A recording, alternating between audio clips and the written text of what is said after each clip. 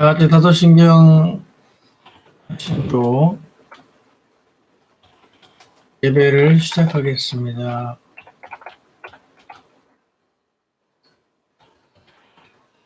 천하사 천지를 만드신 하나님 아버지를 내가 믿사오며 그의 아들 우리 주 예수 그리스도를 믿사오니 이는 성령으로 잉태하사 동정녀 마리아에게 나시고 본디오 빌라도에게 고난을 받으사 십자가에 못 박혀 죽으시고 장사한 지 사흘 만에 죽은 자 가운데서 다시 살아나시며 하늘에 오르사 전능하신 하나님 우편에 앉아 계시다가 저리로서 산 자와 죽은 자를 심판하러 오시리라. 성령을 믿사오며 거룩한 공회와 성도가 서로 교통하는 것과 죄를 사하여 주신 것과 몸이 다시 사는 것과 영원히 사는 것을 믿사옵나이다. 아멘. 네, 오늘 말씀은 고린도전서 7장 17절부터 24절 말씀입니다. 함께 우리 합독하겠습니다. 고린도전서 7장 17절부터 24절까지 말씀입니다.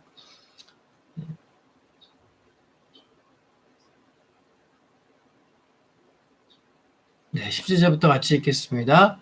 오직 주께서 각 사람에게 나눠주신 대로 하나님이 각 사람을 부르신 그대로 행하라. 내가 모든 교회에서 이와 같이 명하노라.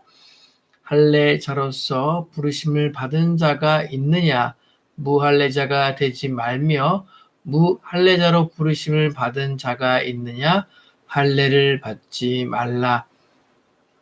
할례 받는 것도 아무것도 아니요 할례 받지 아니하는 것도 아무것도 아니로되 오직 하나님의 계명을 지킬 따름이니라. 각 사람은 부르심을 받은 그 부르심 그대로 지내라. 내가 종으로 있을 때에 부르심을 받았느냐? 염려하지 말라. 그러나 내가 자유롭게 될 수 있거든 그것을 이용하라. 주 안에서 부르심을 받은 자는 종이라도 주께 속한 자유인이요 또 그와 같이 자유인으로 있을 때에 부르심을 받은 자는 그리스도의 종이니라. 너희는 값으로 사신 것이니 사람들의 종이 되지 말라. 형제들아, 너희는 각각 부르심을 받은 그대로 하나님과 함께 거하라. 아멘. 네, 오늘 이 새벽에 오신 여러분을 주의로 환영하고 축복합니다. 오늘 본문은 고린도 교회가 질문한 결혼 문제와 관련한 답변을 보도하고 있는 7장의 셋째 문단입니다. 여기서 미혼자와 또 과부 및 결혼 또 기혼자, 또 이혼에 대하여 준 권면을 기록하고 있는 오늘 8장과 16장에 이어서 세상에서 어떻게 성도들의 삶들을 살아야 될 것인가에 대한 권면을 다루고 있는 본문입니다. 바울은 하나님이 부르심에 대한 중요성을 이야기하기 위해 할례를 예로 듭니다. 바울은 고린도 교회 안에 있는 유대인이나 이방인 모두가 예수님과 교제하도록 부름받았기 때문에 할례의 여부로 사람을 구별해서는 안 된다고 말하고 있습니다. 오늘 17절 말씀요. 오직 주께서 각 사람에게 나누어 주신 대로 하나님이 각 사람을 부르신 그대로 행하라. 내가 모든 교회에서 이와 같이 명하노라 라고 말씀하고 있습니다. 바울은 이에 대해서 오늘 20절과 24절 말씀의 반복을 통해서 언급함으로써 강조하고 있습니다. 즉 성도는 현재 자신이 처한 지위와 형편에 만족해야 한다는 것입니다. 바울이 이러한 교훈을 준 것은 당시 사회 체제 및 구성원들과의 신분 관계가 깊습니다. 초대교회 당시 로마 제국은 귀족, 또 자유시민, 노예, 등의 사회적 신분이 비교적 뚜렷하게 구분되어 유지되고 있었습니다. 그러한 이유로 교회 안에는 여러 신분의 사람들이 뒤섞여 있었습니다. 또 유대인과 이방인들, 민족적 구분까지 있었습니다. 교회 안에는 서로 다른 신분과 처지에 있는 성도들이 자연히 이질감이 형성되었고 반목이 생기는 경우도 있었죠. 성도 중에는 그리스도인의 자유를 내세워 사회 질서와 신분 제도를 무시하고 시민적 의무마저 회피하려는 사람도 있었습니다. 이에 바울은 성도들의 삶의 궁극적 목적이 이 땅 가운데 신분과 처지를 향상시키는 데 있는 것이 아니라 하나님이 부르신 그 목적에 따라 합당하게 행하는 데 있음을 밝혀서 성도들로 하여금 신분과 형편에 만족함으로써 자기가 해야 할 도리를 다하도록 촉구하는 것입니다. 물론 바울은 지금 성도 현재의 상태를 발전시키고자 하는 어떤 노력까지 그만다는 의미로 말한 것은 아닙니다.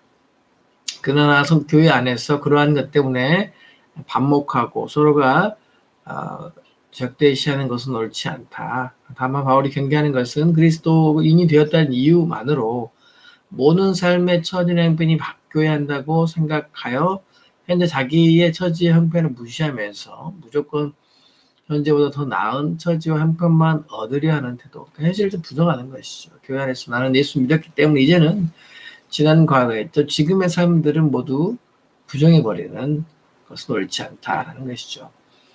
기독교 역할은 사람들에게 지금까지 전혀 다른 처지에 를 부여하는 것이 아닙니다. 다만 그 옛 생활을 새롭게 하는 것이죠.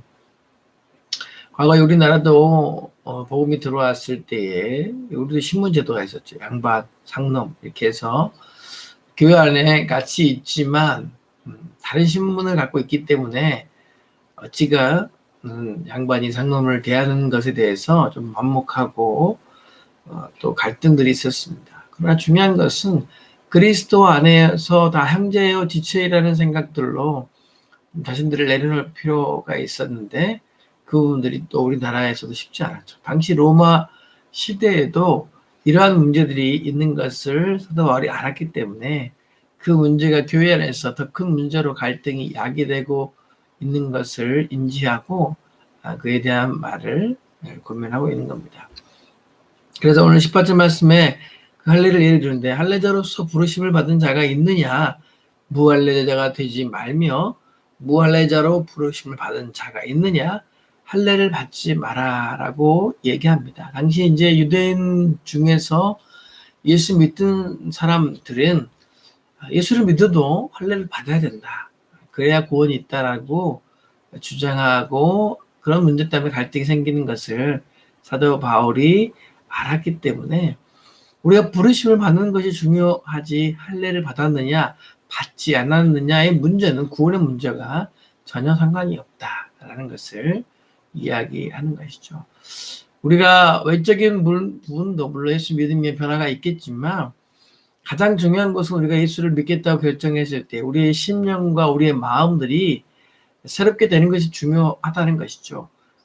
물론 우선순위를 먼저 두는 겁니다. 물론 외적인 변화도 같이 있으면 좋겠지만 먼저 중요한 것은 내적인 내가 하나님을 믿겠다, 예수님 믿겠다 하고 결단하는 부분이라는 것을 이야기하고 있습니다. 그래서 성도에게는 외적인 변화가 중요한 부분이 아니라 내적인 변화가 중요하다는 것이죠.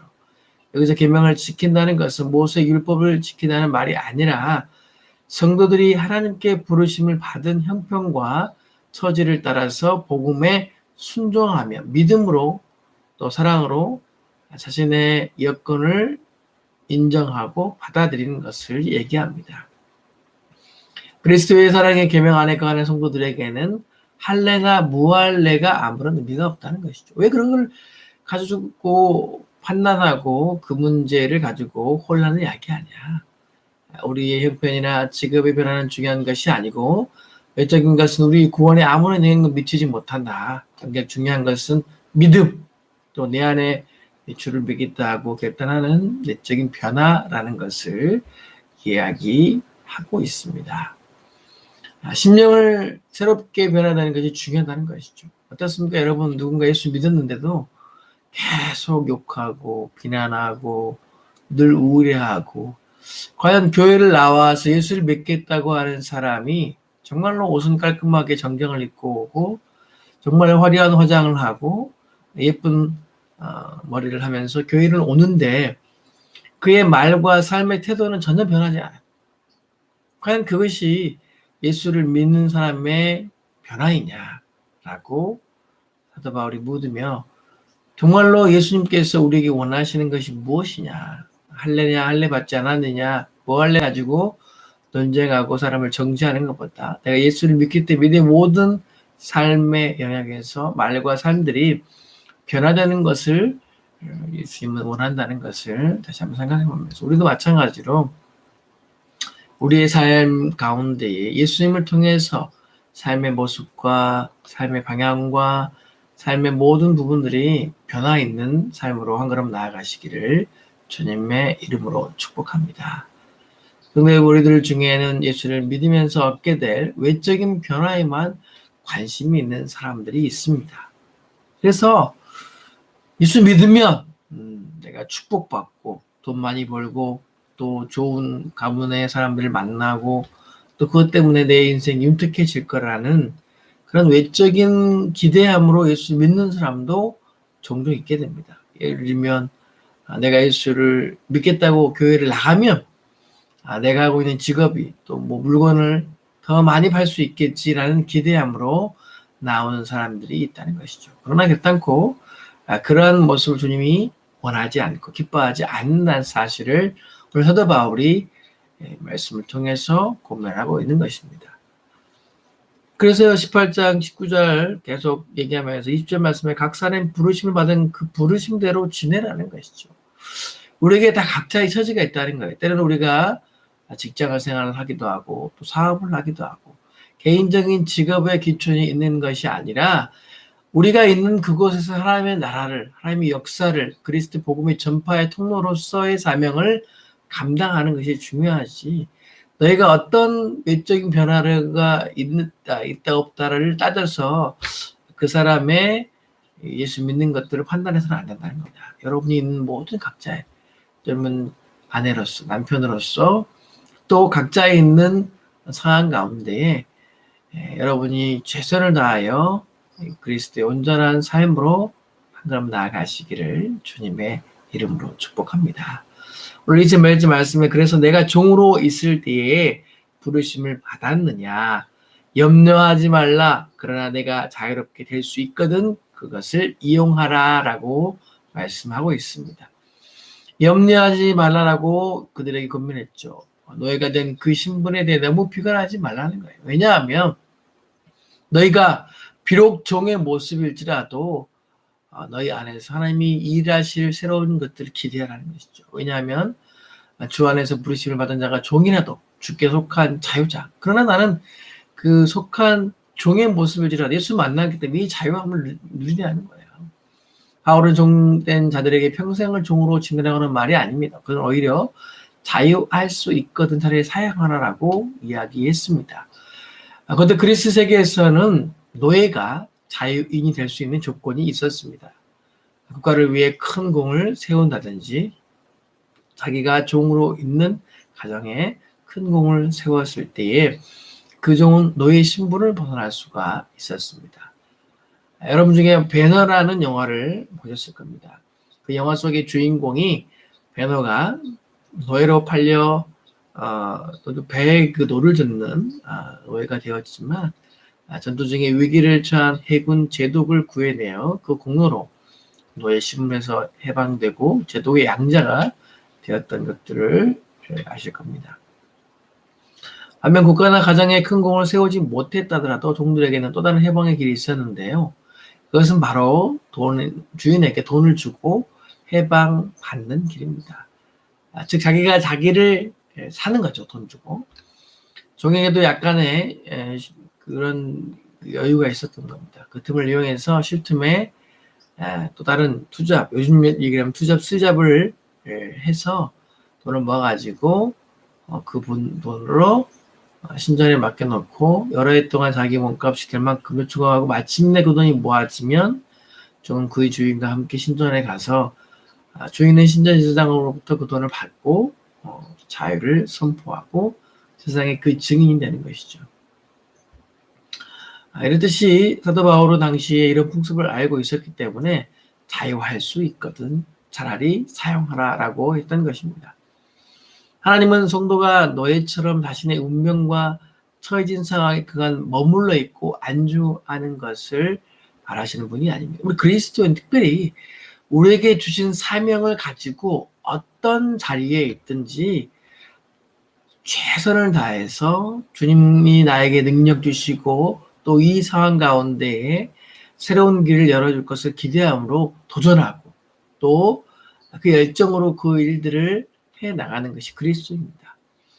오늘날 전 세계 많은 그리스도인들이 세계 곳곳에 복음을 들고 나아가지만 그 복음을 들고 나아가는 그 나라마다 놀라운 역사가 변화가 있었죠. 비단 다른 나라 예를 찾아보기 이전에 우리나라도 성사님들이 처음에 들어와서 그냥 복음만 전하고 알아서 예수 믿어라 이렇게 하지 않았던 겁니다. 적극적으로 그들에게 예수님이 누군지를 선포하는 동시에 학교를 지어서 가르치고 병원을 지어서 그들을 실질적인 치유를 도왔고 그래서 그들에게 정말로 필요한 것이 무엇이냐 그냥 복음만 증거하고 예수 믿으면 땡 이것이 아니라 그들이 더 나은 삶으로 살아갈 수 있도록 필요한 것이 무엇인지를 고민하고 그래서 가장 필요한 것이 교육과 또한 여러 가지 부분들이겠다라고 해서 병원을 세워서 그 나라와 민족들이 정말로 더 좋은 삶으로 나갈 수 있도록 헌신했던 분들이 그리스도인, 즉 성사님들이었다는 것이죠. 우리나라에서 와서 보니까 양반들이든지 또 많은 평민들이 술에 빠져 있고 또 양반들은 첩을 두는 것이 만연해 있으며 이러한 도박과 술과 노름들에 의해서 이 한국 사회가 더 이상 복음으로서 아무리 얘기해도 그것들을 끊지 않고서는 새로운 믿음의 태도, 내적인 변화가 오지 않겠다라는 성사님들의 판단에 의해서 그것을 금하게 되었다는 시대적인 배경이 있다는 것을 우리 성도님 잘 아실 겁니다. 어떤 분들은 그러죠. 왜 예수님 믿는 사람이 술 안 먹습니까? 네. 성경에는 술 취하지 말라 그랬지 술을 먹지 말라고 하지는 않았지 않습니까?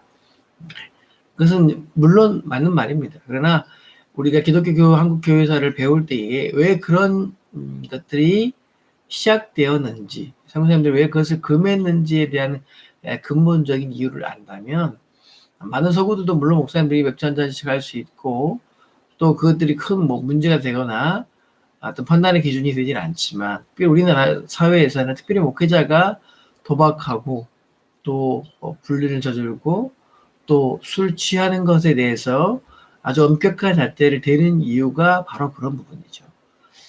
목회자로서 더 본인되고 성도들에게 도전을 줘야 될 삶인데 일반 사람보다 못하는 그런 행동들과 모습을 통해서 실망감을 안겨줘서는 안 되죠. 우리가 그리스도의 복음을 증거하는 통로로 사용되어야 되지 오히려 복음을 가로막는 모습으로 나가서는 안 된다는 것입니다. 그래서 오늘 자유하고 예수 자유하지만 그것을 그 안에서 어떻게 사용하실 건지에 대한 고민이 우리에게 필요한 것이죠. 22절 하반절 보면 자유자라도 그리스도의 종이라고 말하면서 본문에 말하는 자유자는 노예가 아닌 사람을 가리키는데 시민권을 가진 자유인을 뜻합니다. 그런데 이런 자유인들도 그리스도 안에서 그리스도의 종이라는 것이죠. 왜 그렇습니까? 먼저는 하나님께서 그리스도 값주고 사신 자들이기 때문에 그들 또한 복음 안에서 절제하고 자유하라는 겁니다. 아무리 자유인이라도 주님을 알기 전에는 모두가 죄악의 가운데에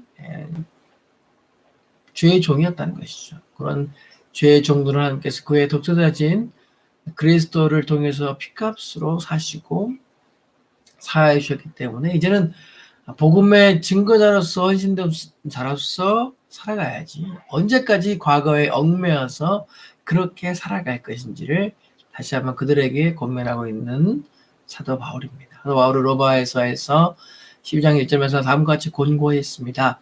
그러므로 형제들아 내가 하나님의 모든 자비하심으로 너희를 권하노니 너희 몸을 하나님이 기뻐하시는 거룩한 산 제사로 드리라. 이는 너희의 드릴 영적 예배니라 라고 말씀하고 있습니다. 이렇듯이 바울은 우리의 삶들 속에서 우리가 정말로 날마다 거룩을 위해서 하나님이 기뻐하는 예배자로서의 삶을 살아가기를 원하였다는 것이죠. 주님은 충성되고 지혜 있는 종이 되어 주인에게 그 집을 사람들이 맡았을 때에 따라 양식을 나눌 자가 누구냐? 주인이 올 때에 그 종이 그렇게 말하는 것을 보면 그 종이 복이 있으리라. 마태복음 24장 45절, 46절 말씀입니다. 주님은 오늘도 종이라는 진정한 의식을 지니고 있는 성도를 원합니다. 물질의 종, 권력의 종, 불의의 종이 넘쳐나는 이 세상에서 오직 예수 그리스도의 종으로서 살아가기를 권면하는 것이죠.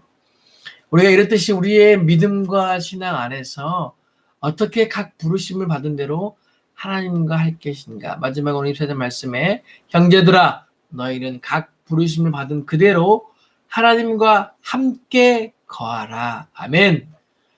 우리 삶들이 날마다 부르심대로 각자의 자리에서 각자의 은사대로 우리가 최선을 다하여 복음을 위해서 주님의 영광을 위해서 살아가시기를 주님을 축복합니다. 오늘 부르심 그대로 하나님과 함께 거하는 것이 중요하다. 오늘 우리의 모든 삶의 순간도 주님을 의지하고 주님 어떻게 해야 될까요? 어떤 말을 해야 될까요? 라고 기도하면서 우리의 삶이 예배가 되도록 거룩하게 매 순간순간을 살아가야 된다는 것이죠. 말씀 마무리하면서 우리의 삶들을 어떻게 살아가기 원하는 하나님의 마음과 사도 바울이 본문 말씀을 통해서 각 부르심대로 어떻게 살 것인가. 경시 교린도 교회 안에 다른 문제들, 할례 받았느냐 안 받았느냐 이런 다른 문제들을 가지고 계속해서 논쟁하는 것을 안타깝게 여기면서 사도 바울은 주님이 우리에게 진정으로 원하는 것이 그런 것이 아니다. 너희를 이미 핏값으로 십자가에 죽으셔서 너희를 자유케 하셨기 때문에 이제는 그리스도의 종이 되어서 다른 것에 얽매여서 이 땅 가운데 가치와 생각들과 이데올로기에 머물러 있는 것이 아니라 말씀 안에서 하나님이 우리에게 원하시는 것이 무엇인지를 고민하면서 하나님과 함께 거하라는 말씀을 우리에게 권면하고 있습니다. 하루의 삶 가운데에서도 하나님과 함께 거하시는 저와 성금 되시기를 주님의 이름으로 축복합니다. 기도하겠습니다. 사랑과 은혜가 풍성하신 아버지 하나님, 코로나19로 인하여 유튜브로 예배를 드리지만 각자의 자리에서 예배자로서 나아가게 하시니 감사합니다. 오늘 사도 바울이 우리에게 권면했던 것이 무엇입니까? 외적인 할례 받았느냐, 무할례자냐 이런 문제 가지고 논쟁하는 것이 아니라 우리의 내면에 정말로 그리스도를 향하는 마음으로 결단하고 새로운 삶의 모습으로 살아가는 것인지 그것을 더 점검하고 돌아볼 수 있기를 소망합니다. 오늘 부르심 받은 그 자리에서 하나님이 주신 은사와 또 직장과 주어진 사명을 가지고 함께 가기를 원하시는 그리스도의 마음을 알게 하시니 감사합니다. 오늘 하루의 삶 가운데서도 우리가 하나님과 함께 동행하며 거하는 믿음의 모든 성금 될 수 있도록 주님 축복하여 주시옵소서. 오늘 예배를 드리는 한 분 한 분들을 축복하시고 건강을 지켜주시며 비록 각자의 자리에서 유튜브로 드리지만 하나님의 은혜와 역사가 동일하게 임할 줄 믿습니다. 하나님 우리 건강을 지켜주시고 또 우리 교회를 지켜주시고 우리 가문과 모든 삶들을 보호하여 주시며 오늘 모든 삶 가운데 하나님께서 은혜 베푸시고 평안케 하시며 축복하여 주실 것을 믿사오며 살아계신 예수님의 이름으로 기도합니다. 아멘. 하늘에 계신 우리 아버지여, 이름이 거룩히 여김을 받으시오며 나라에 임하옵시며 뜻이 하늘에서 이루어진 것 같이 땅에서도 이루어지리이다. 오늘날 우리에게 일용할 양식을 주옵시고 우리가 우리에게 죄진 자를 사하여 준 것 같이 우리 죄를 사하여 주옵시고 우리를 시험에 들게 하지 마옵시고 다만 악에서 구하옵소서. 대개 나라와 권세와 영광이 아버지께 영원히 있사옵나이다. 아멘. 네. 오늘은 특별히 한국교회와 북한을 위해서 기도하기 원합니다. 특별히 한국교회 성도들이 코로나19 때문에 시험당하지 않도록 기도해 주시면 감사하겠습니다.